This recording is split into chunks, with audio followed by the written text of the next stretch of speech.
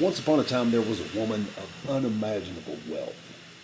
I mean, Elon Musk, in his plenty, could not fathom the wealth that this woman owned.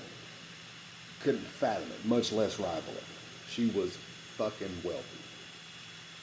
And she was a kind-hearted woman. She really was a good person. Everybody that knew her agreed.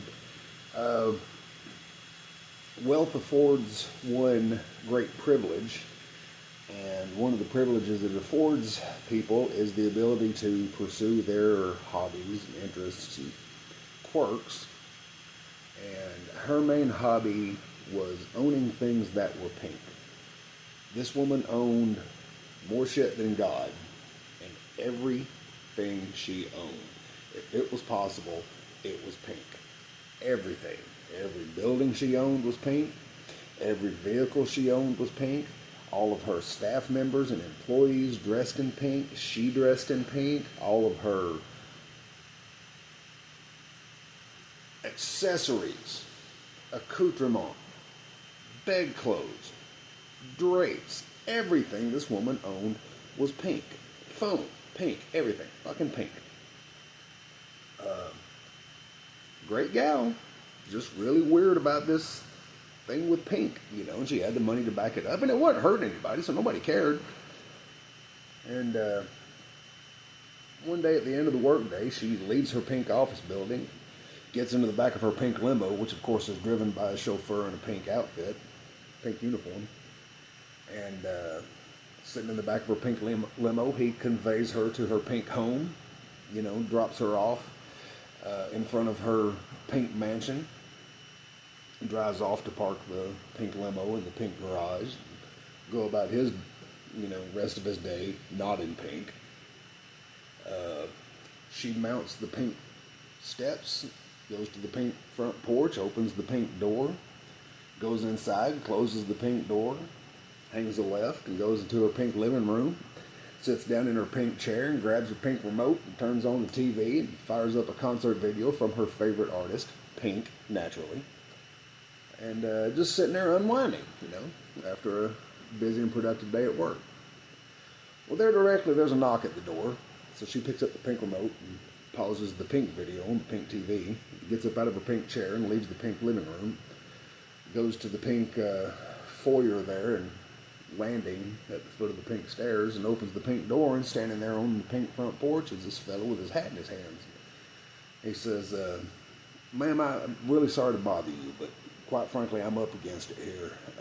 I've fallen on hard times, and I'm out of doors, and I'm passing through, and it's getting cold, and I really just don't want to sleep outside tonight. And I see you have a mansion here, and I was just wondering if there was any chance in hell that you could put me up for the night. I'll just stay the night, and I'll be on my way tomorrow and be out of your hair. And again, she was a really good-hearted woman. She really was. And she goes, oh, of course, I got plenty of space. Yeah, I don't mind putting you up for the night. She goes, tell you what, just go up the pink stairway here and down the pink hallway and go into the first pink door on the right, and it's one of the guest rooms, and you can stay there. And he goes, ma'am, I appreciate this, and I promise I won't be no trouble, and I'll be out of your hair, first thing in the morning. She goes, we'll worry about tomorrow. So the guy comes in through the pink front door, off the pink porch, into the pink foyer, and he goes up the pink stairway, down the pink hallway, and goes into the first pink door on the right. She, in the meantime, closes the pink front door, leaves the pink foyer, goes back into her pink living room, sits down in her pink chair, picks up her pink remote, and gets back to watching a pink video. Well, there's another knock on her door. Oh, that's odd. So she picks up the pink remote and pauses the pink TV, the pink concert on the pink TV. Gets up out of her pink chair, leaves the pink living room, goes to the pink foyer/landing, and opens the pink front door, and there, standing on the pink front porch, is yet another fellow with his hat in his hands. And has a remarkably similar story. And she is still the good-hearted woman that she was earlier in the story, and tells him, I got plenty of room, and I'm happy to share. So, we'll figure out tomorrow. In the meantime, she says, you just come on inside here and go up the pink stairway and down the pink hallway and go into the second pink door on the right. That'll be your guest room. And he thanks her profusely, and he comes in off the pink porch through the pink door into the pink foyer, and he goes up the pink stairway and down the pink hallway and goes into the second pink door on the right. In the meantime, she closes the pink front door, leaves the pink foyer/landing, and goes back into her pink living room, sits down in her pink chair, picks up her pink remote, and gets back to watching the pink video on her pink TV.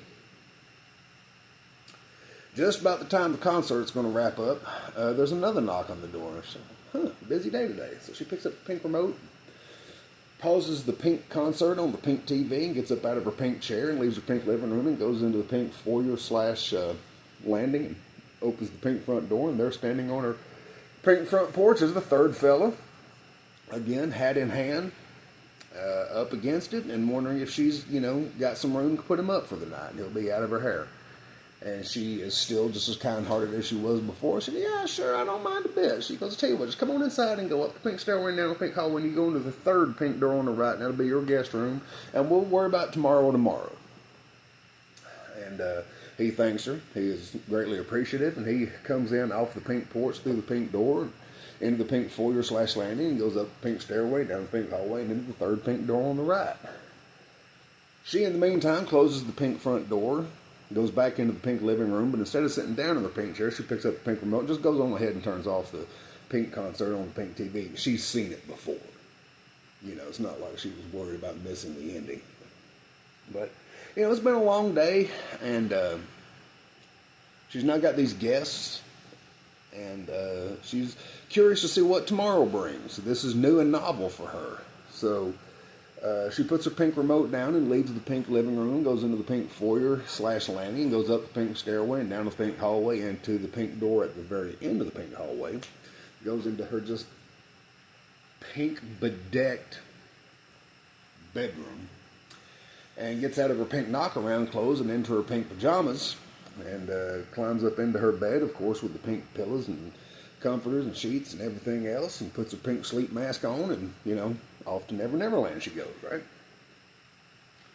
So, unlike many wealthy people, she actually worked for her fortune. She had a great deal of luck involved, too, but she is was a hardworking and studious woman and an early riser. So, she's thinking, well, diggity damn, let's see what's going on with my guest today, So, she gets up and takes her pink sleep mask off and throws her pink house robe over her pink pajamas and puts on her pink slippers and goes out of her pink bedroom and closes the pink door to her pink bedroom and goes down the pink hallway, down the pink stairway, and she makes a left this time instead of a right to go into her pink living room, and she finds herself in her pink kitchen. And they're seated at the pink table in 3 of the pink chairs surrounding the pink table are her guests. And she's like, morning, guys. It's good to see y'all again. Did you sleep well? And they all agreed they slept well. Of course, their guest rooms were pink too. They've noticed a trend. They thought it odd, but they're there on this woman's good graces, so they're not, trying to make an issue out of it, right? And she goes, well, look, I know you guys said that you was going to be on your way and out of my hair. I'd like to maybe find out a little bit more about your circumstances. I know, maybe you're looking for jobs. Maybe you've got some skills that I could put to use. But first, breakfast. Can't make an important... I didn't build this empire making decisions on an empty stomach.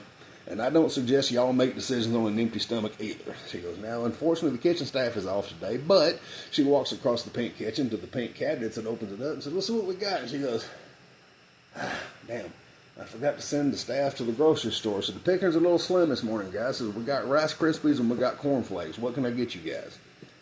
And the first guy thinks about it and he goes, you know what?